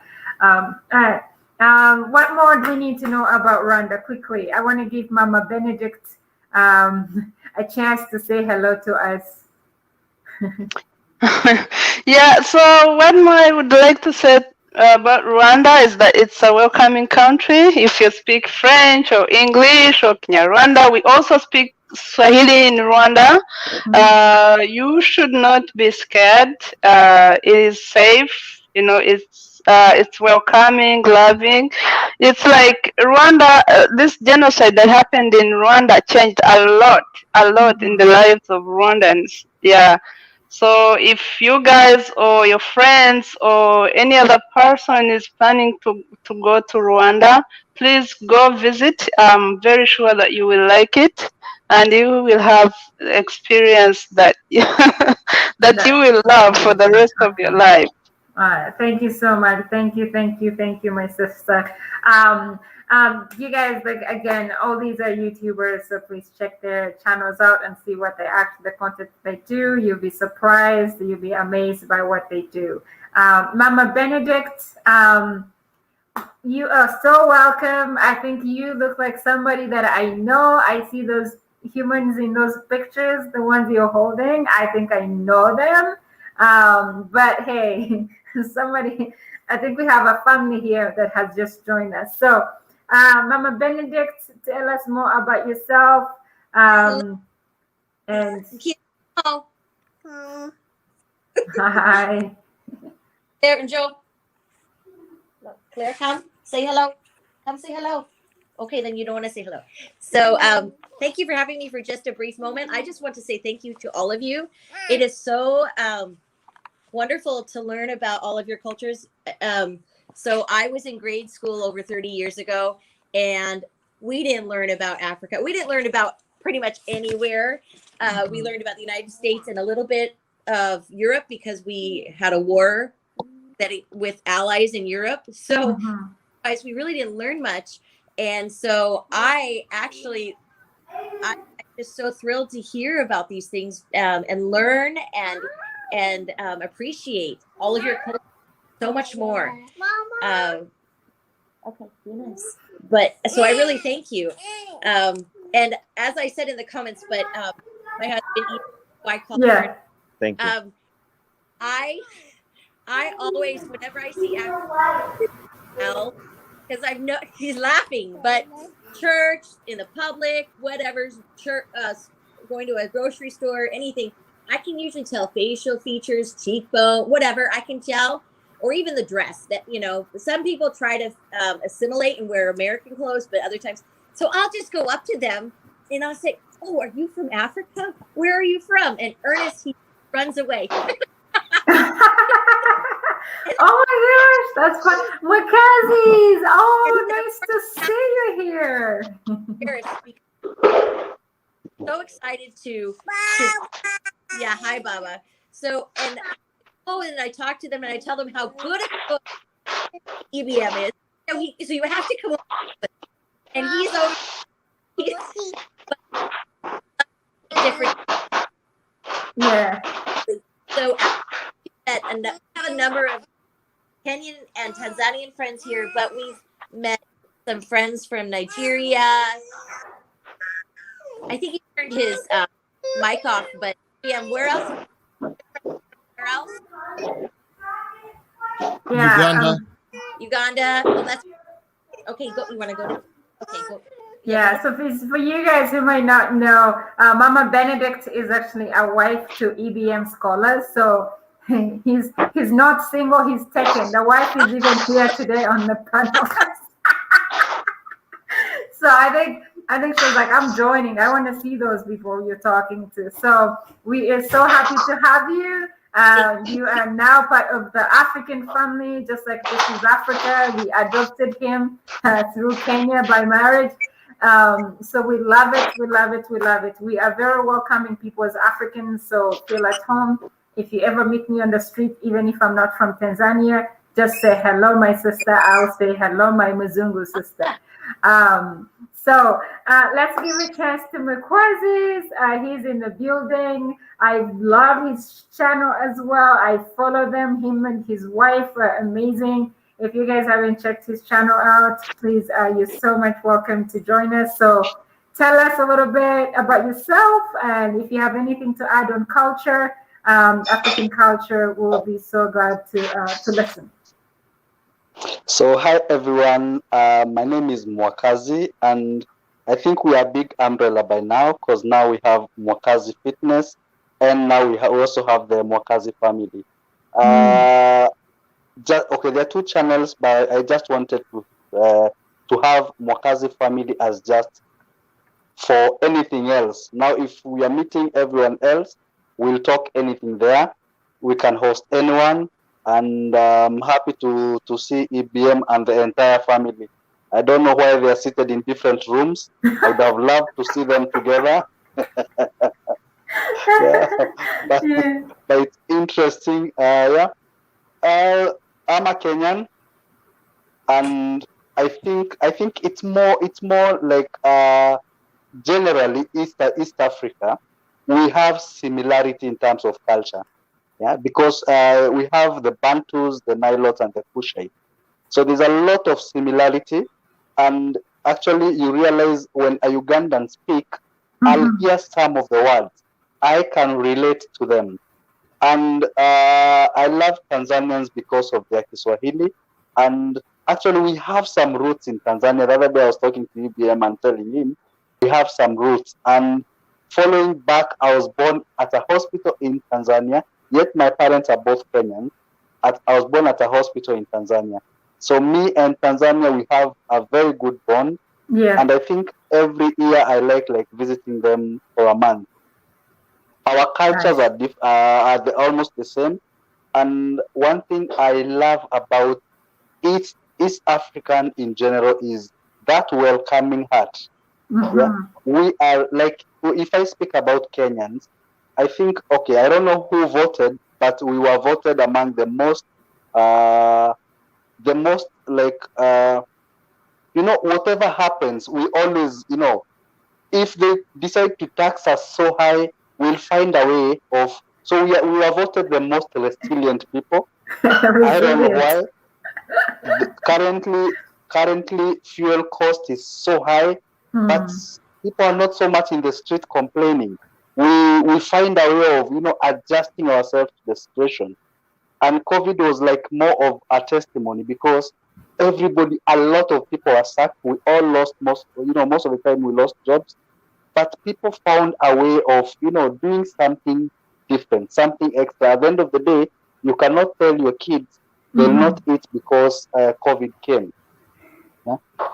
So because of now the tribe, and now currently we're talking about the intermarriages, the world has become a very small village. A very small village. Yeah. Because you see, like now, my dad is from a different tribe, my mom from a different tribe. I was born at a different country. My wife is from a different tribe. So how do you call my kids? Yeah, exactly. You can't you can't actually say who they are. And I think this one is very important, because now we are bringing a culture that we are Africans without boundaries. Yes. If I go to Tanzania, I feel at home. I'll be treated like, one of them. If Tanzanians come here, I welcome them, and, they're like more of my brother.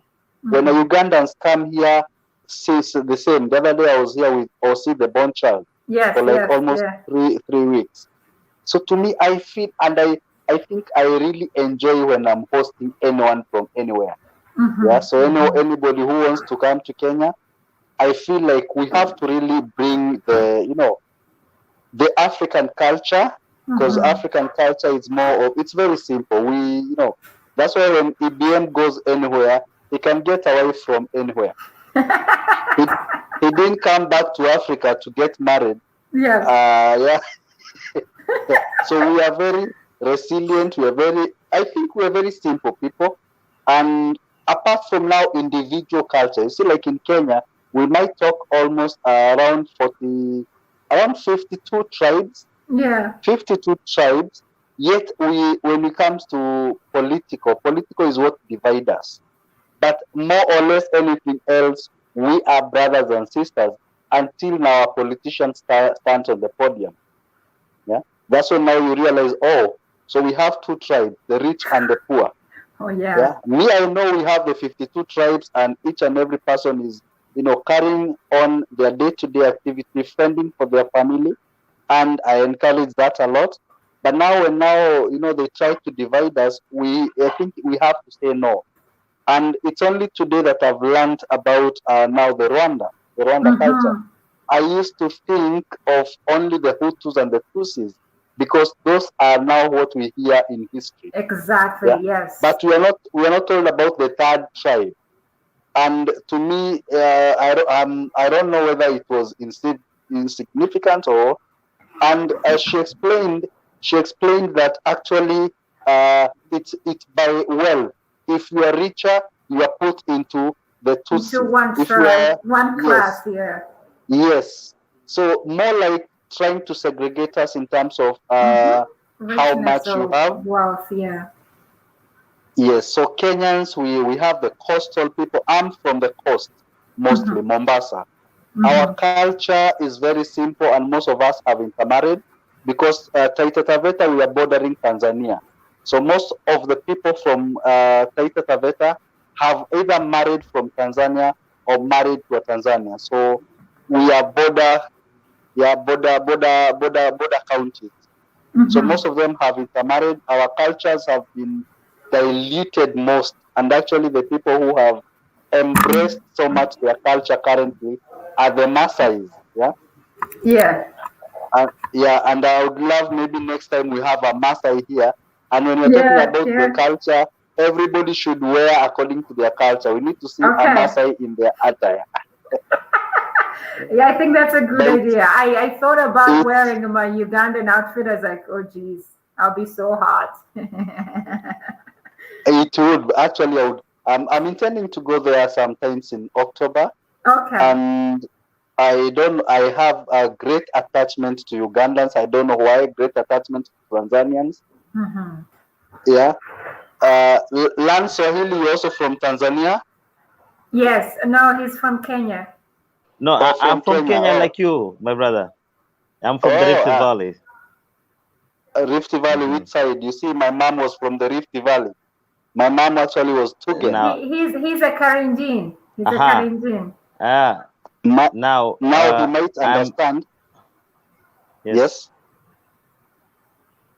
You're saying? Okay, I'm from two sub tribes myself. Mm-hmm. From the Nandi community and the Kipsigis community, which is the largest in the entire. But I live. My home is. I have homes in Nakuru, where we live with the Tugens. So I speak Tugen. I speak Marakwet. I speak Kipsigis. I speak Nandi, and I speak Pokot. Wow! But I was raised in Mombasa. You see, and now I'm learning Bemba from Zambia. Where are you married? You are married to Zambia. You are married from Zambia? No. I'm learning Bemba language. He's just learning Bemba. Bemba. Wow! You see now that you have, like me, I can hear Kalenjin because you see, my mom is from Eldamaravine. That is Tugen, actually. Like not close to my home. Tugen. Yes, now we are the Lembus. If you heard of the Lembus, Bomet family, actually. I know. Yes, so my mom is a Bomet. His sister to the late Lena Moy. Yes. Now you can. No, now you can. So we are related. I will look for you somewhere and tell you how we are related. Definitely. It's amazing because my mom is also from. My mom is from Bomet.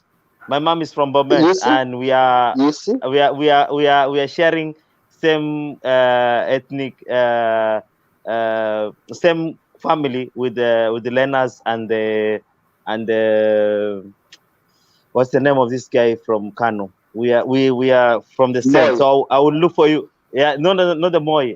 We're not close to Moi that way. My mom is from Bomet, basically. My dad is always from Nandi. So my mom, my grandfather, we are related to the Lena family.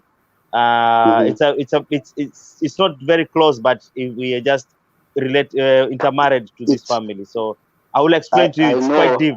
Yes. You see, now we are meeting at Brenda's house, and this is a very small world. It's a small world indeed. And that's what I said when I came to the channel, that we are one people. It's only that we are divided by many things that we should not be looking at it now. We should understand ourselves better. And Africa is looking promising. A global village. Yes. Yeah, so go ahead, Mukwazi. So you were still talking before you were trying to find your brother from another mother here. Yes, and you see, like, if you guys came to know me now when our uncle was now the president, life would have been a bit different. And anyway, that aside. Anyway. You see, I'm saying, like, the world is becoming a very global village, and it's something that we need to embrace. Yeah. When now we see Obama there becoming the president, you see, it makes the world a better place to live. Yeah. Someone with a half blood of this country, half blood of the other country, but can still become a president in a totally different country. So that is what we call democracy. Yeah. So it means you can become anyone, anywhere. I have cousins who have bought land in Tanzania. I have Tanzanians who I know locally here. They have bought land and they own properties. And we live like brothers and sisters. Exactly. Yeah. I'll not be shocked to hear Iranga TV. Maybe we are related. Aranga TV from Nigeria. You probably from. Let me see. I was taking notes here. He said he's from the Yoruba. Yoruba. Let me chip in something because I can see I have my second home, my second country is Kenya as well, because I've been to Kenya more than 5 times. Before I even started a YouTube of a thing, I have a friend there who I met about 15 years ago. I happened to be the one that even encouraged him to go back to school, because he was working at the hotel where I stayed in Nairobi called Samagat Hotel. That's where he was working as a cleaner there, and I had to encourage him. So he made me to even love Kenya more. And I've been to Kenya more than 5 times. I've been to Lake Naivasha Lake, where Len Swahili mentioned, and I've also been to. I've seen the dancers at there's one. I can't remember. It's been long, 15 years ago. It's been long, but I still look forward to visiting Kenya once more, and I'm proud to also be part of you people, because while you were talking, especially when the fitness man and Len Swahili were trying to say one of them, so it started refreshing my memories, when I visited Kenya. So we are all one brothers and sisters, and we should always try as much as we can to promote one another.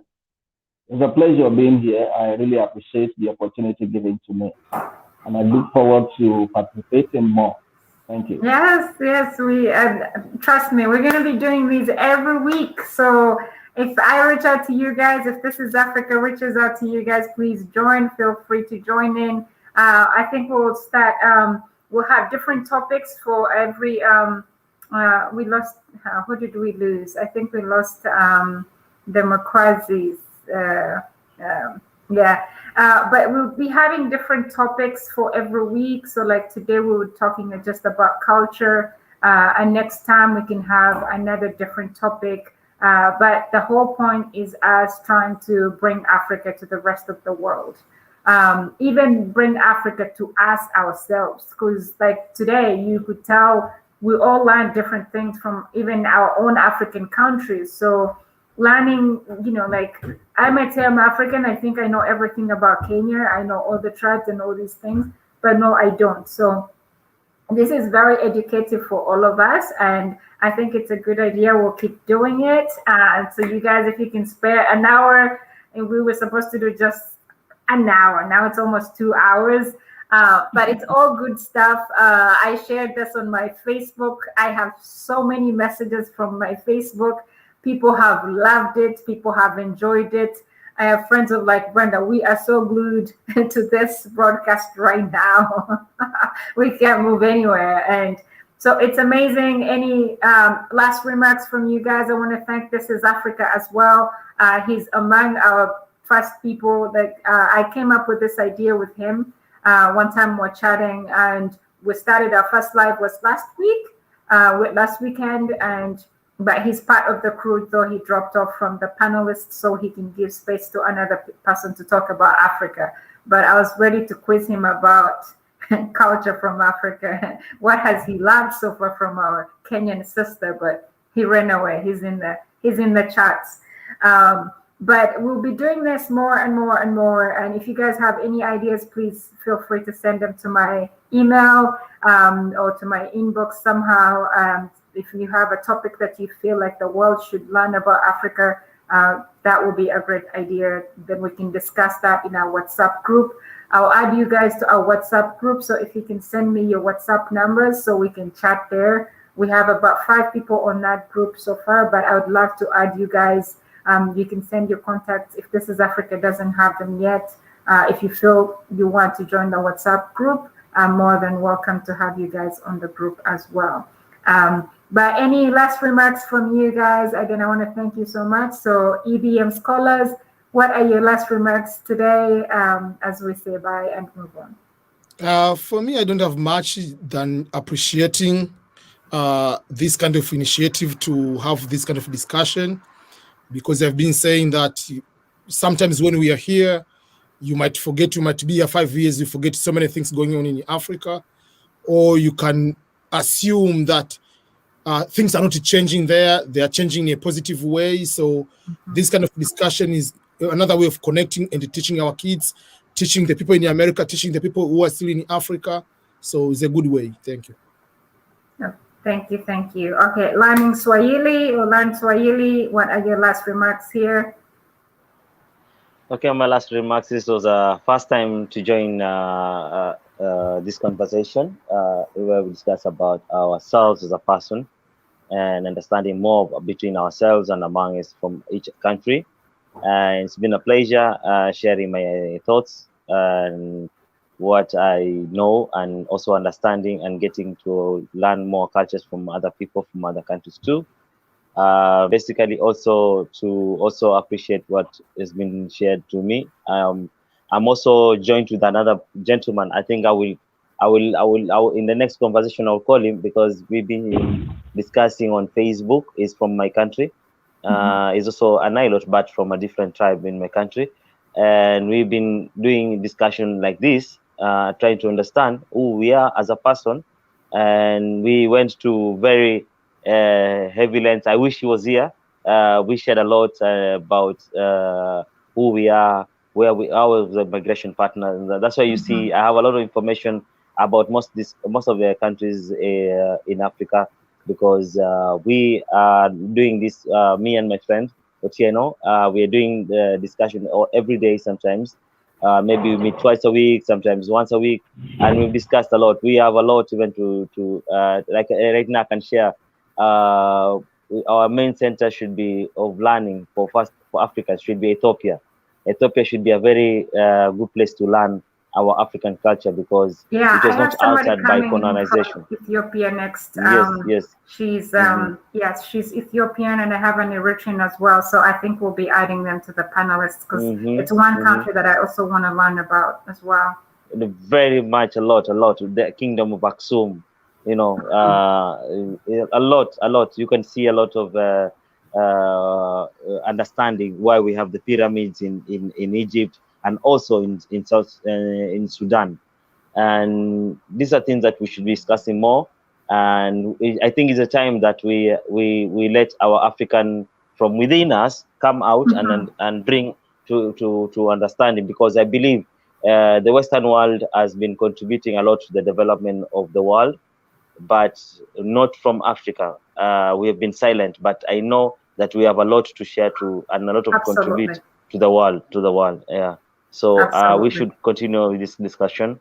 Let's get involved and let's understand and get to know more about ourselves, and also try to open our minds to see Africa in a different way. Exactly. Yes, thank you so much, Learning Swahili. Arenga TV, you are next. What are your remarks about today's discussion and our initiative? What do you think? Thanks once again. I have just a little to say for us to continue promoting and projecting the good image of Africa. Doing that can be the only means of having a oneness Africa. So, like I keep telling people that we are all one, irrespective of wherever your background, your ethnic group, your country, anywhere you have from Africa, we are all one, brothers and sisters. So I really appreciate the people behind this initiative. It's a very wonderful and welcome one, and I look forward to participating in more of this wonderful program. Thanks for having me. I really appreciate it. Thank you. It was my pleasure. It was our pleasure to have you. Mama Benedict, I know you're not, well, you are African now. So I can't say I know you're not African. You are African by marriage. And you have African kids. So, like the funny thing is, like, somebody mentioned something about, like, if you have kids yeah, I think it was, I forget. You have, you're two from different countries or from different tribes. So what do you call your kids, right? So in America, I have a Mzungu man, African. So our kids are still referred to as Africans. Yes. So, so and they are referred to as blacks. So Yes. they are not white, they are blacks and Oh, they're yeah. Africans. So it's interesting. So final remarks. Thanks for joining us. Let us know what you're thinking and what you think of this today.